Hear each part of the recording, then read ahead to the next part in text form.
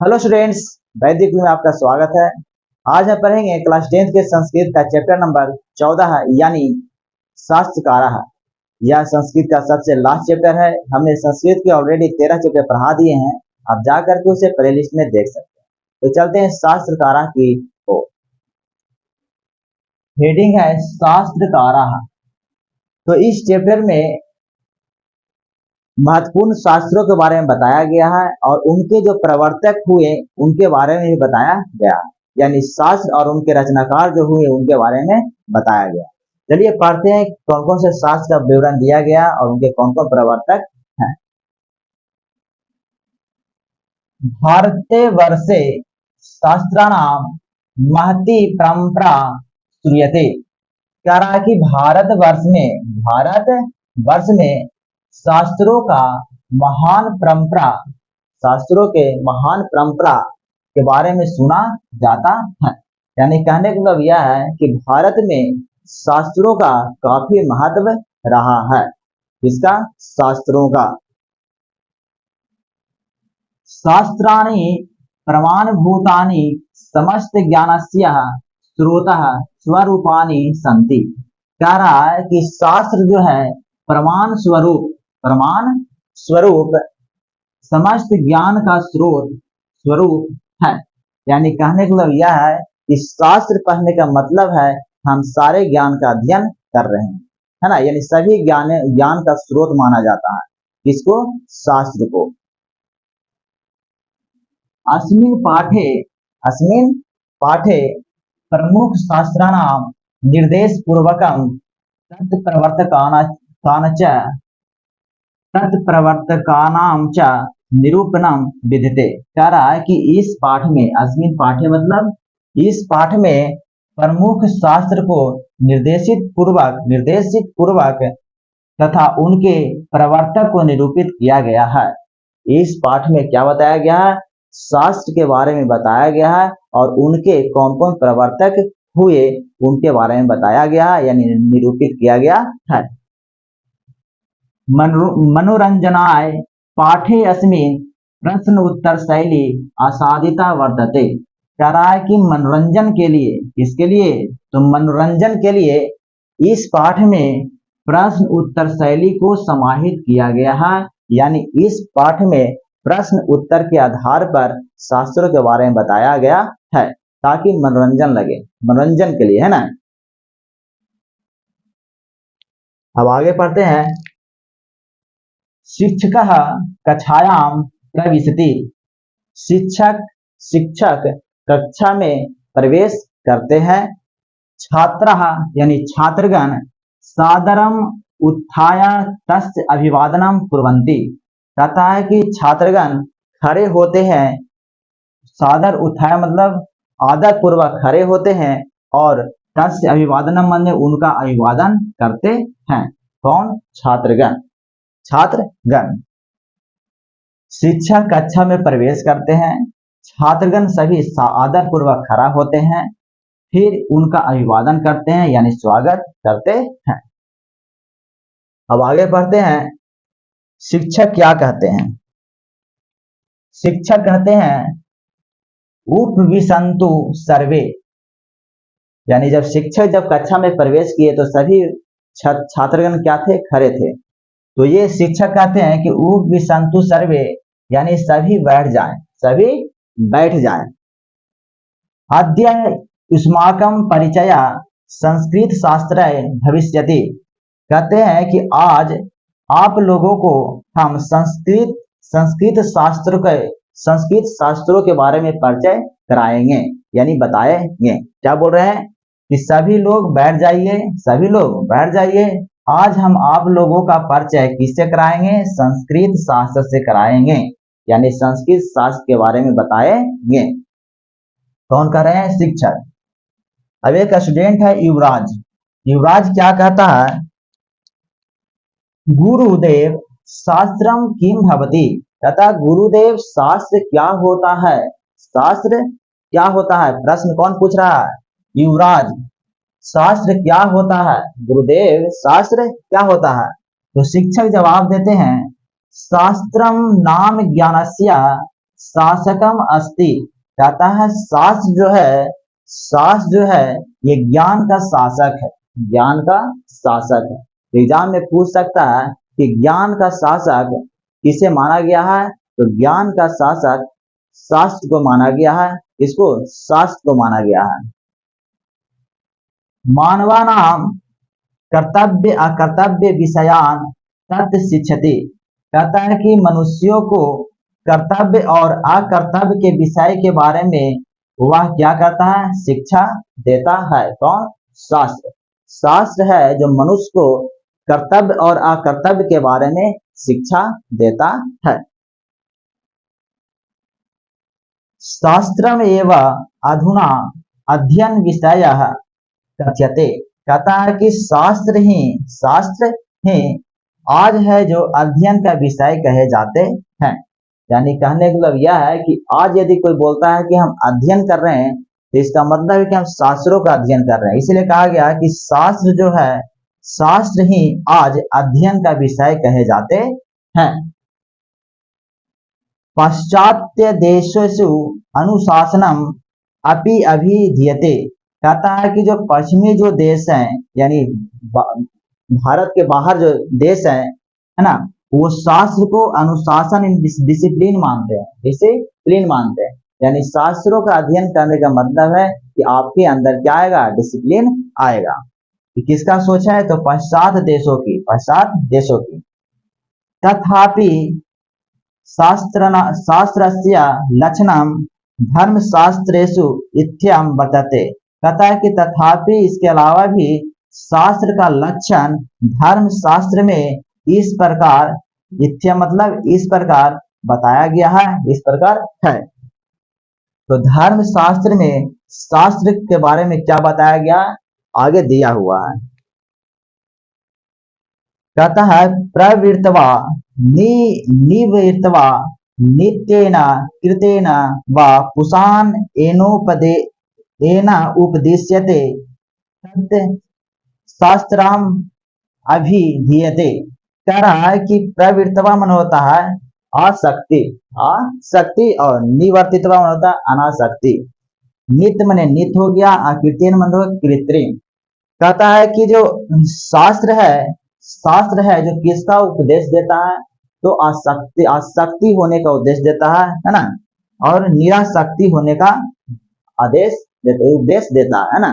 तो शास्त्र जो किसके बारे में बता रहा है, आसक्ति होने के बारे में बता रहा है, और अनासक्ति होने के बारे में बता रहा है, नित्य होने के बारे में बता रहा है, और अनित्य यानी कृत्रिम होने के बारे में भी उपदेश दे रहा है। कौन? शास्त्र।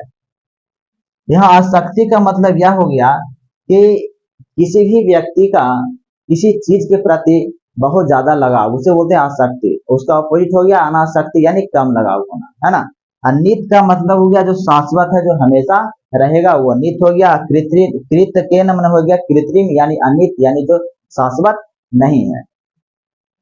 तो शास्त्र के अनुसार क्या हो गया, शास्त्र क्या शिक्षा दे रहा है, तो ये हो गया किसका शिक्षा, प्रवृत्तवा यानी आसक्ति का, निवर्तिवा माने अनासक्ति का भी शिक्षा दे रहा है, नित्य और नित्य के बारे में भी बता रहा है। अभिनव क्या कहता है, अभिनव कहता है अर्थात शास्त्रम मानव्यम कर्तव्यम अकर्तव्यम बोधते। अभिनव यह कह रहा है कि शास्त्र जो है मानवों को कर्तव्य और अकर्तव्य के बारे में ज्ञान देता है, यानी बताता है। किसके बारे में, कर्तव्य और अकर्तव्य के बारे में। किस समय हमारा क्या कर्तव्य है, किस समय हमें क्या करना, किस समय हमें क्या नहीं करना, इसके बारे में कौन बताता है, शास्त्र बताता है, बोध कराता है ना, वही वह बताता है। शास्त्रम नित्यम भवतु वेद रूपम, कहता है कि शास्त्र जो है वेद रूपी जो शास्त्र होता है वह नित्य होता है, यानी वेद चार है। हम जानते हैं कि वेद को कोई रचा नहीं है, है ना, ये दैविक रूप है। तो इसलिए कहा गया वेद को माना गया है नित्य। क्या माना गया, नित्य है, जो हमेशा शाश्वत रहेगा। और अथवा कृतकम भवतु ऋषिया आदि प्रणीता, कहता है कि ऋषि के द्वारा और अन्य विद्वानों के द्वारा जो लिखा गया, जो रचा गया है, वह क्या है, कृत्रिम शास्त्र है। कृत्रिम शास्त्र है मतलब कि अनित्य शास्त्र है, अनित्य शास्त्र है। यहाँ पे एग्जाम में पूछ सकता है कि कृत्रिम शास्त्र का संबंध किससे है, तो ऋषि या अन्य विद्वानों से है ना। लेकिन पूछेगा वेद का संबंध किससे है, तो नित्य की अनित से है, तो नित्य से है, किससे है, नित्य से है। शिक्षक आगे क्या कहते हैं, सम्यक जानासी वत्स, कहता है कि वत्स सभी चीजों को जानो, सभी चीजों को जानो यानी पूरा समझो।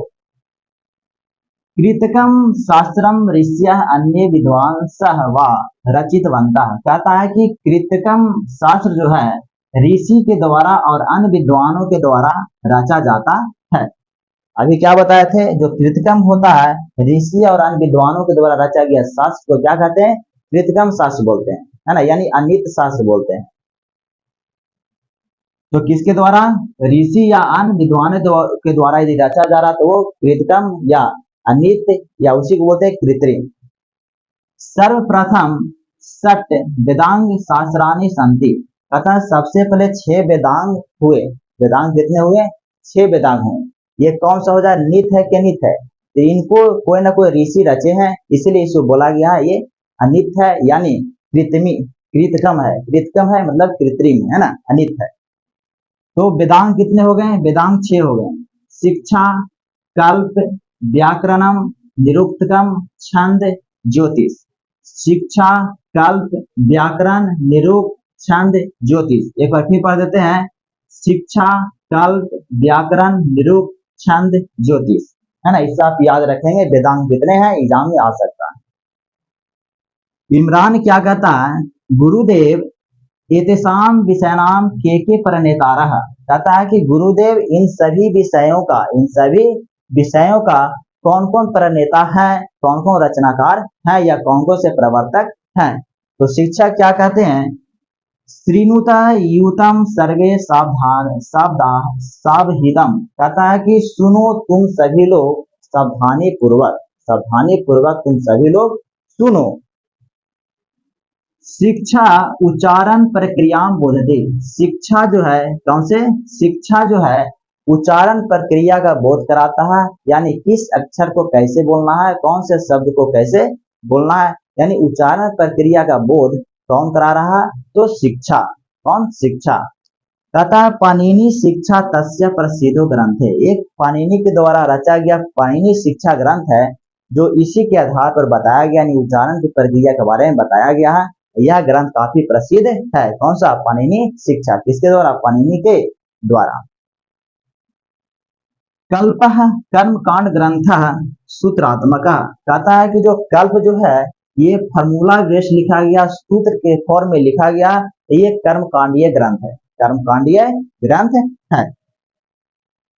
अब आगे पढ़ते हैं, बौधायन भारद्वाज गौतम वशिष्ठाय ऋष्य अस्य शास्त्रस्य रचितारः, कहता है कि ये जो कल्प बताए हैं, कल्प के रचयिता कौन कौन है, तो वादयायन, भारद्वाज, गौतम, वशिष्ठाय, ऋषि है जो इन शास्त्रों के रचयिता है, इसे आप याद रखेंगे।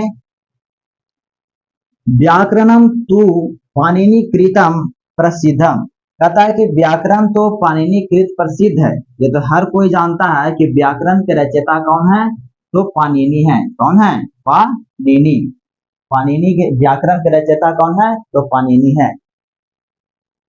निरुक्तस्य कार्य वेदार्थ बोध, कहता है कि निरुक्त का जो कार्य है वह वेदों के अर्थ का ज्ञान देना है, यानी वेदों के अर्थ के बारे में समझाना है, किसका काम है, निरुक्त का। यानी निरुक्त में क्या बताया गया है, वेद के अर्थों के बारे में बताया गया है।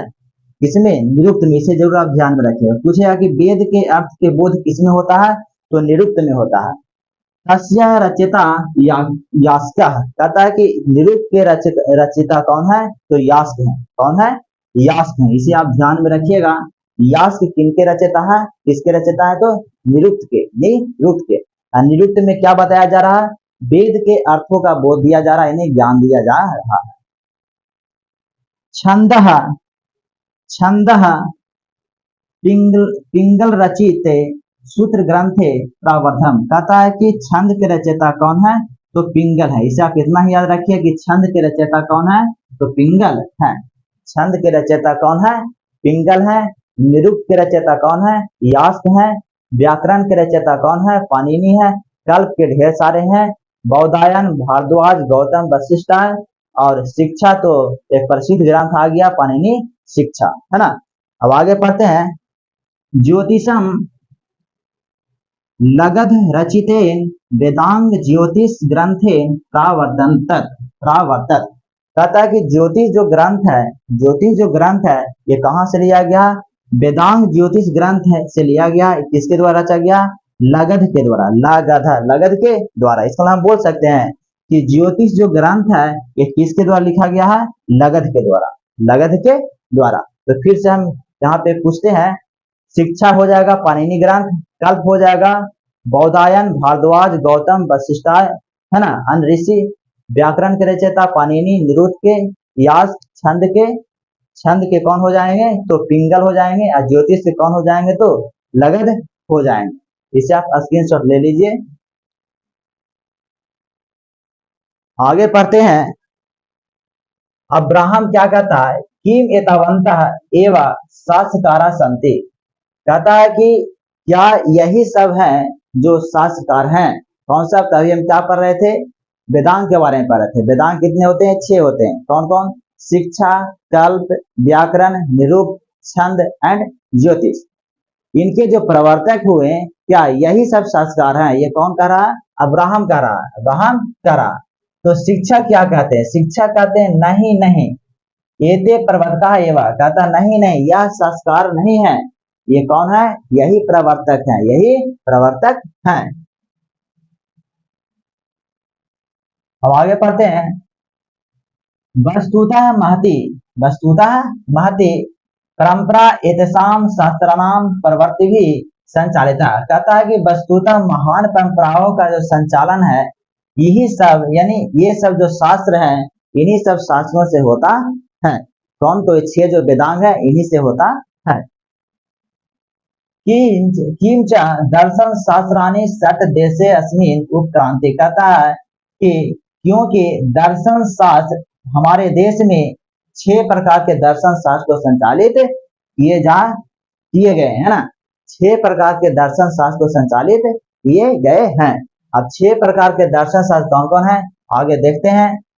श्रुति क्या कहती है? आचार्यवर दर्शन शास्त्र नाम के प्रवर्तका शास्त्रकारा। कहती है कि आचार्यवर दर्शन शास्त्र के कौन कौन प्रवर्तक हुए? कौन कौन प्रवर्तक हुए? कौन पूछ रहे हैं? तो श्रुति। तो शिक्षक कहते हैं सांख्य दर्शन प्रवर्तका कपिल, यानी सांख्य दर्शन के प्रवर्तक कौन है? कपिल है।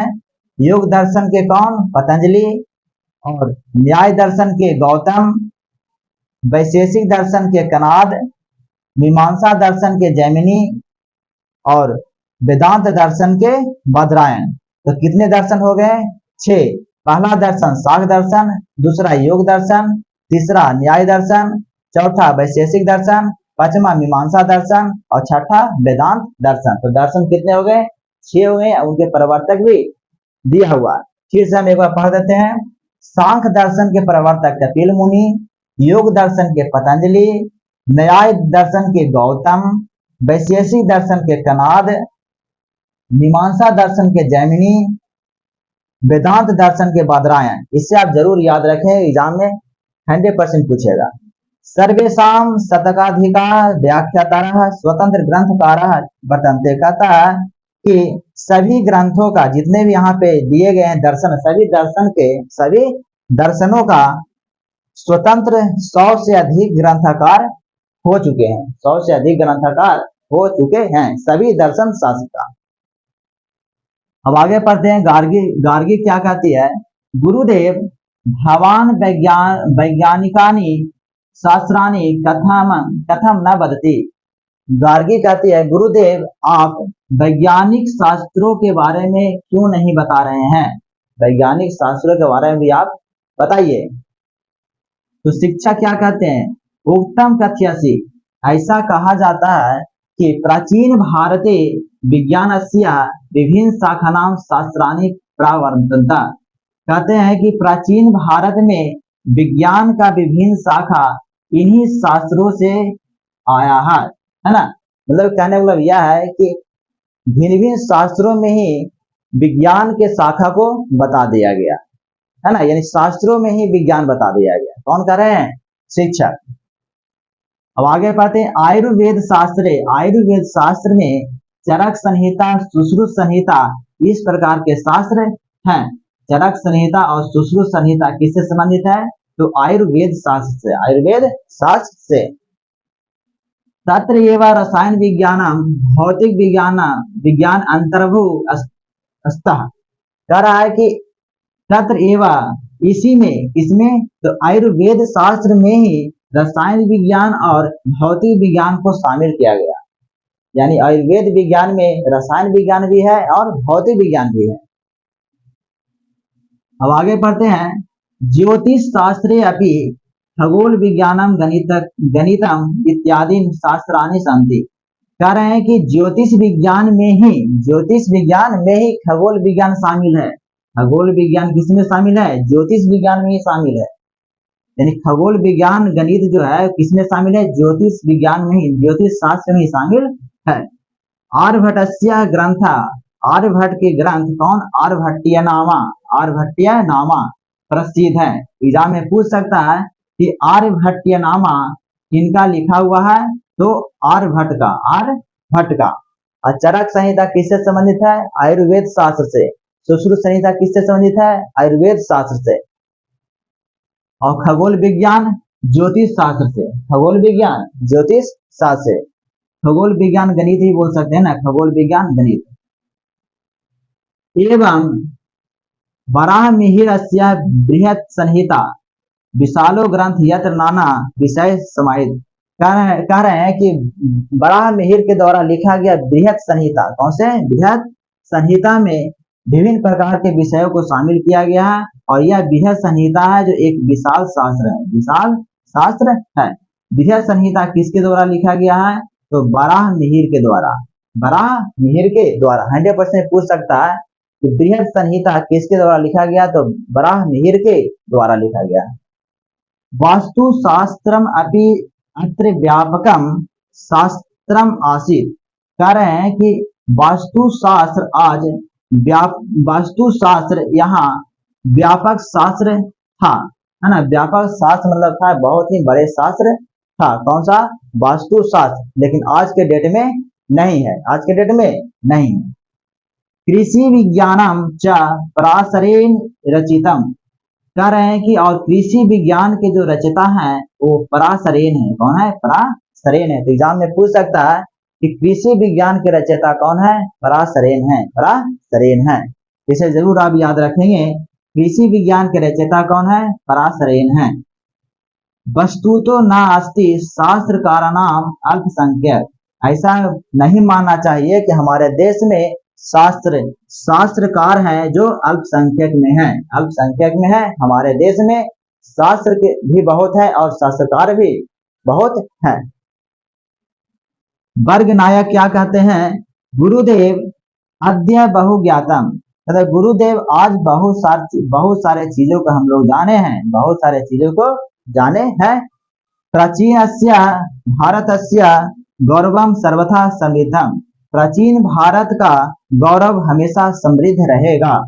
क्या करा कि प्राचीन भारत का गौरव हमेशा समृद्ध रहेगा। अंततः शिक्षक वर्गात निष्क्राम इति। शिक्षक वर्ग से बाहर निकलते हैं। छात्रा यानी छात्रगण अनुगछन्ति और टीचर के यानी शिक्षक के पीछे पीछे चलते हैं। यह था चैप्टर नंबर 14 यानी लास्ट चैप्टर। उम्मीद करते हैं कि इन सारे चीजों को आप अच्छे से समझ गए होंगे। इस वीडियो को देखने के लिए थैंक यू, धन्यवाद। मिलते हैं नेक्स्ट वीडियो में नए टॉपिक के साथ।